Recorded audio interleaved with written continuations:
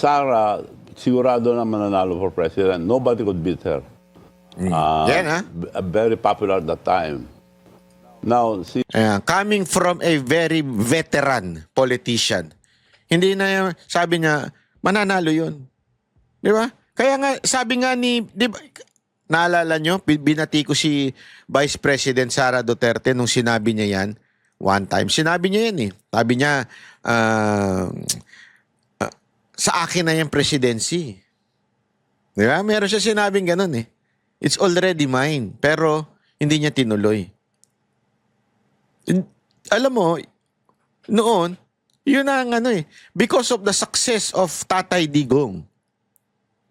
Kaya, gusto nila tuloy-tuloy and they want VP Sara to run for the president. No, di ba? And alam natin, lahat suporta na eh. Nandun na eh. From the politicians. Kasi wala sila eh. Ano na eh. Yung tao, nasa kanila eh. 80 plus ang ratings ni Pangulong Duterte. So definitely, they want the same. And ganyan naman na nangyari din sa Davao. Di ba? Mayor si Pangulong Duterte, tapos gusto si Vice President si Vice President ang maging sumunod na mayor pag wala na si PRRD. Ganun na nangyari. So tama si si Manong Chabit na talagang eto na yung siya na eh, kanya na yung pagiging presidente. Si Bongbong naman, nakiusap si Amy Marcos sa akin na tulungan si Bongbong for his vice presidency dahil dinaya lang, sabi niya, tawagin mo muna yung mga leaders sa North bago ako... Tingnan ninyo ha, ang pumipihit, this is you have to understand, that's why I don't like Amy. I think hindi siya nagsasabi ng totoo sa taong bayan. Hindi, sa tingin ko lang, that is my opinion. I think meron siyang tinatago na nakakaintindi sila lang. Yung pamilya lang nila. That's why I do not trust her. Okay? Kung makikita niyo dito, Bongbong Marcos is not a strategist. Bongbong Marcos is nothing but kung ano yung pinotray ni Amy Marcos dun sa pelikula niya. He is nothing but somehow is just being puppet by, tingnan nyo sinong pumipihit ng political career ni BBM? Senator Amy. From the very beginning.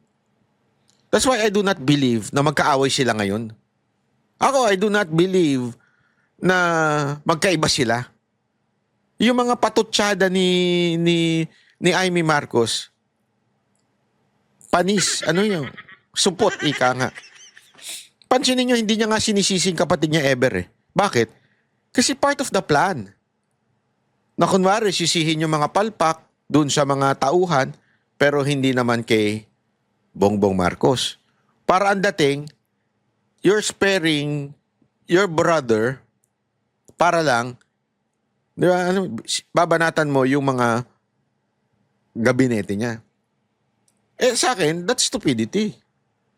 Kung palpak ang mga cabinet secretary mo, ang palpak yung presidente. Hindi pa pwedeng yan. Hindi pa pwedeng, hindi, palpak lang kasi itong cabinet secretary, kaya pumapalpak yung kapulisan.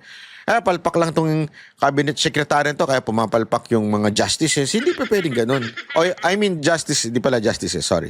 Wrong term. Yung prosecution ng DOJ o NBI o whatsoever. Di ba? Hindi natin pwedeng sabihin ganun.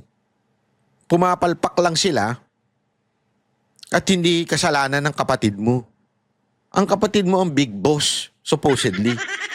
Tapos sasabihin mong wala silang kinalaman. Dito pa lang, kitang-kita nyo na ang pagpihit ng political career ni BBM from the very beginning, si Amy Marcos. Tapos all of a sudden, magkaaway na sila ngayon. Ano yun? Hindi totoo yun. Magkamag-anak yan, magkapatid yan eh. Ang gumalaw ng politika ni BBM, si Amy, tapos magkaaway na sila bigla ngayon. Bullshit. That's not the truth. I don't think so. Pagbigay ng desisyon ko na tutulong sa inyo ako.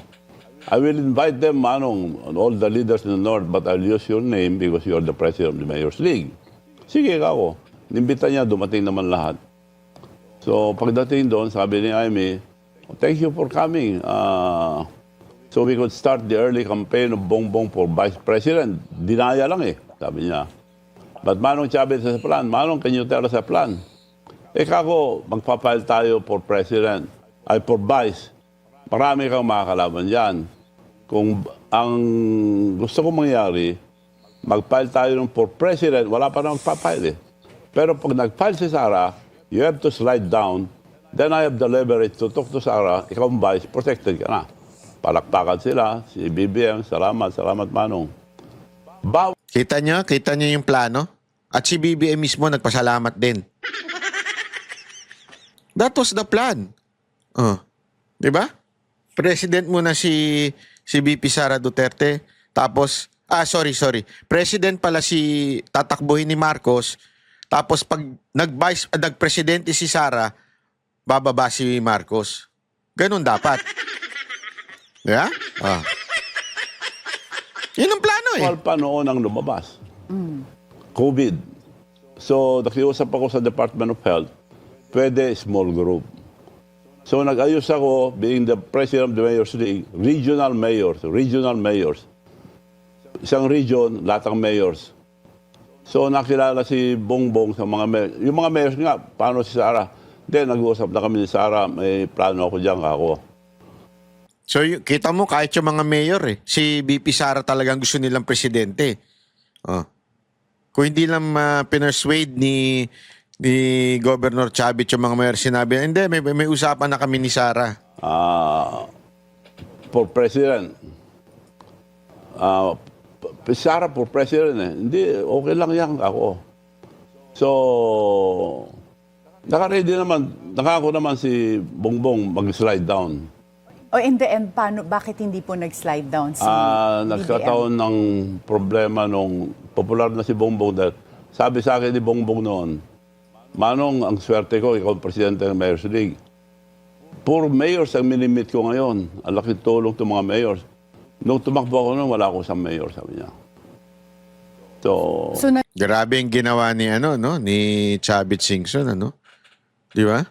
Hindi, alam mo, yan po kasi talaga ang sikreto sa national yung mga mayor. Pagka yung mayor hawak mo, siya sa'yo sa baba, isasama ka niyan sa, tawag nila, yung sample ballot. Malaking bagay yun.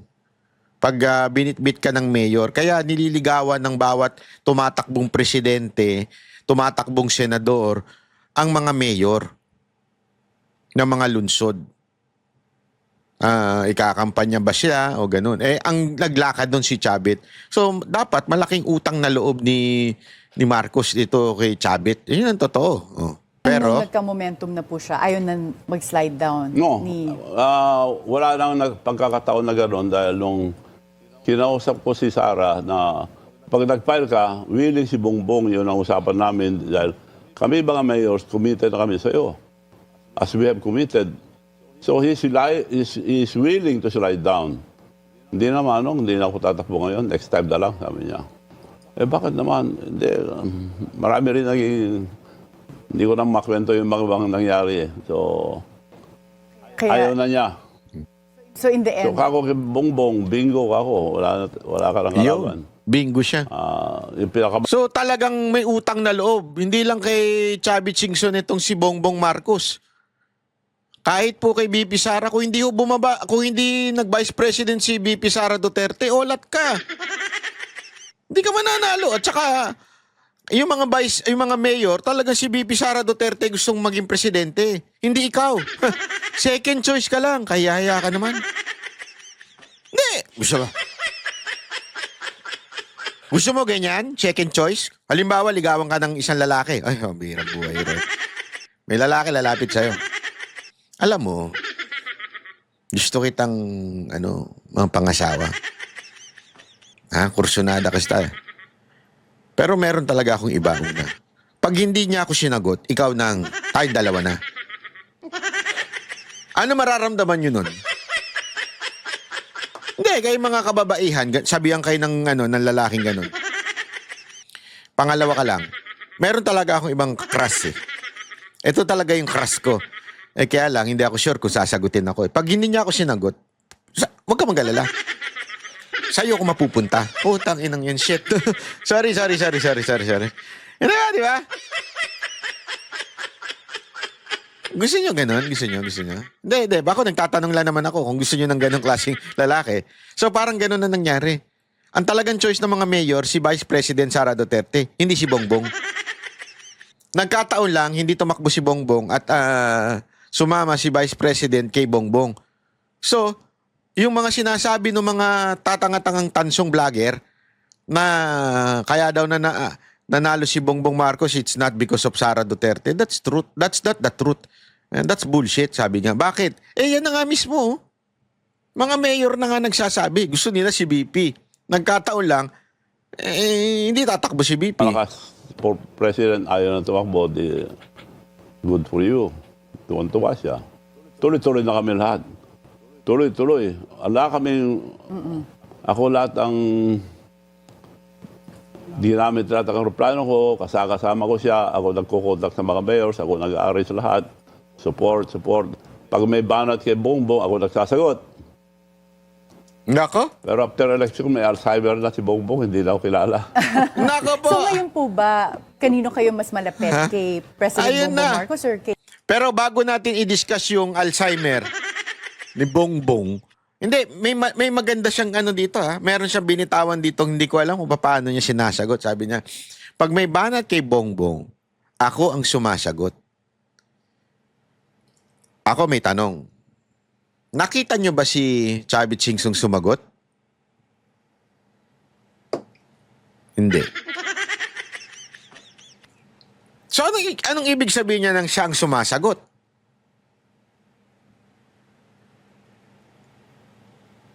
Alam mo, isa lang masasabi ko.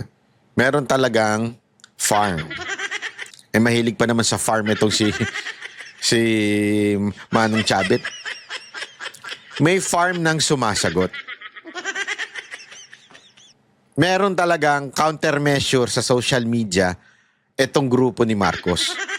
At si Chavit Singson ang, hindi ko alam kung funder, hindi ko alam kung anong ibig niya sabihin eh. Pero ibig sabihin, meron talagang grupong sumasagot na siya ang boss. Kaya nga naano siya na ako na nga sumasagot sa mga tanong eh. Pagka may bati ko sa kanya, tapos nagkaroon ng Alzheimer. Hindi, marami rin hindi ko na makwento yung mga bang nangyari eh. So, ayaw na niya. So in the So, end, kako kay Bongbong, bingo ako. Wala ka ng kalaban. Yung pinakamalakas for president, ayaw na tumakbo, di good for you. Tuwan-tuwa siya. Tuloy-tuloy na kami lahat. Tuloy-tuloy. Ala kaming, ako lahat ang ginamit lahat ang plano ko, kasama ko siya, ako nagkukontak sa mga mayors, ako nag-aaral sa lahat. Support. Pag may banat kay Bongbong, ako nagsasagot. Pero after election, may Alzheimer na si Bongbong, hindi na ako Yun kilala. lang. May Alzheimer.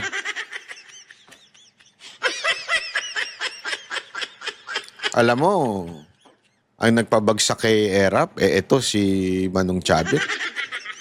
Oh, yung mga bitaw niya nun ha, yung mga sinasabi niya, yun ang nagpabagsak dito kay Erap nun. Sa tingin nyo, itong bitaw niyan to. Kasi, hindi, si Manong Chavit, hindi ordinaryong tao yan. Yung connection yan, hindi yung batikos, hindi yun ang hindi yun ang magpapabagsak sa isang politiko. Hindi yun. Hindi yung batikos. Hindi yung salita. Pero yung credibility ng tao.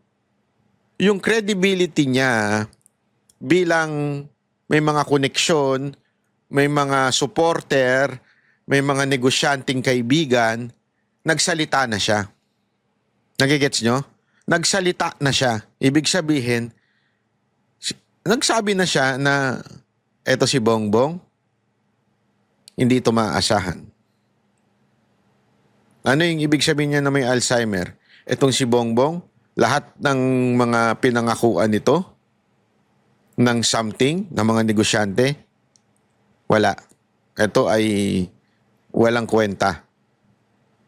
So, puro kalokohan yung mga pangako. Yun ang sinasabi niya dito eh. Yung pagiging Alzheimer niya. Yun ang punto niya dito. Malaking problema yan.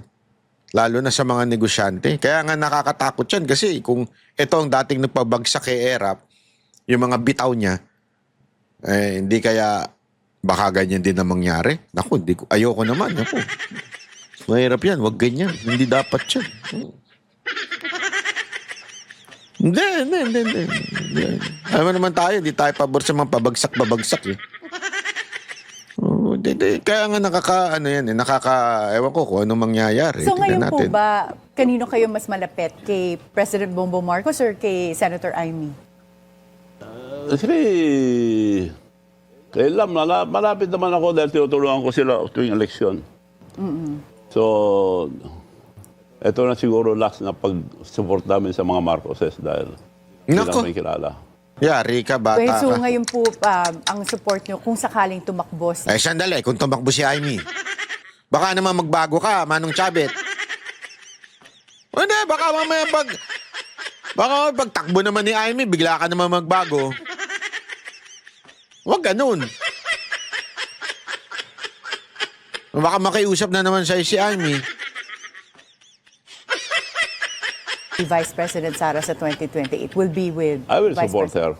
Okay. Yun. And Manong, Tinanong si Vice President ba, will you support? Naku po, patay. He will support Vice President Sara Duterte. Yun ang gusto. Yan ang gusto natin eh.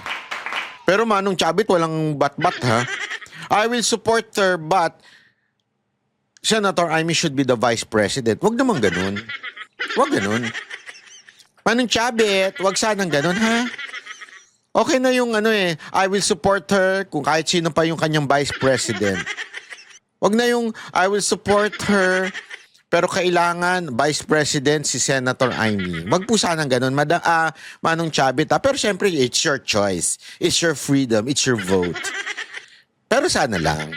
Wish ko lang. Ganun ba? yung kayo rin po yung kilala bilang isang kingmaker, pero yung family mo is also in politics. Yes. So, there was recently a feature wherein nabansagan kayong super obese dynasty kasi sa pamilya ninyo, 23 candidates ang mula sa Singson family sa nakaraang election. Yeah, I would like to explain that. Yes. Noong araw, ayaw kong dynasty. In fact, I'm one of the authors of the anti-dynasty.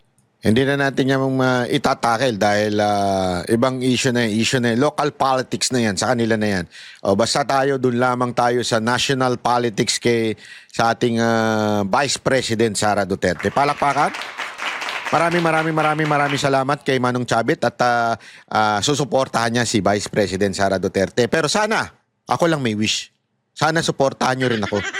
Dito sa aking channel, mag-subscribe na kayo. Huwag niyo kakalimutan, ha? Gago! Pag-subscribe ninyo, rin kayo kasi subscribe, libre lang yun walang bayad yun. So, subscribe tapos click the notification bell para pag every time may video tayo, si Banat Bay, dumadaldal na naman. Hindi kasi marami nagsasabi sa akin yun, alam mo, yung nanay ko, paggising ko sa umaga, nakikinig sa'yo, ang lakas ng boses mo, nakakabulabog dito sa bahay namin. May mga ganun eh.